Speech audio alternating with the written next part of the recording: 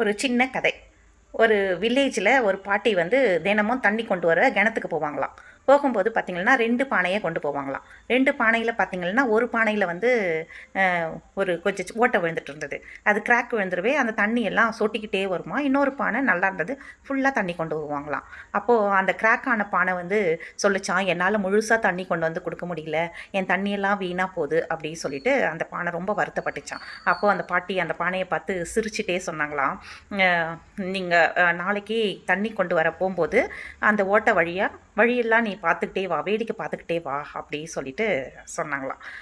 அதே மாதிரி அடுத்த நாள் தண்ணிக்கு போகும்போது அந்த பாட்டி சொன்ன மாதிரியே அந்த பானை வந்து வழியெல்லாம் வேடிக்கை பார்த்துட்டு வந்துச்சான். வழியெல்லாம் பார்த்திங்கன்னா செடிகள் நல்லா அழகாக பூ பூத்துருந்துதான்.